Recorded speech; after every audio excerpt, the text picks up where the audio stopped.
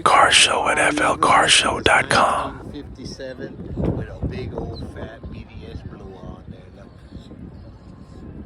Wow, right? Got the BDS bug catcher on the front. LED lights. Look at these cool wheels. Wow. Let's see this nice interior. I see some air conditioning.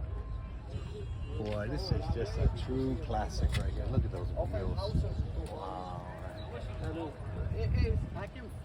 Absolutely gorgeous. Look at that nice console he built.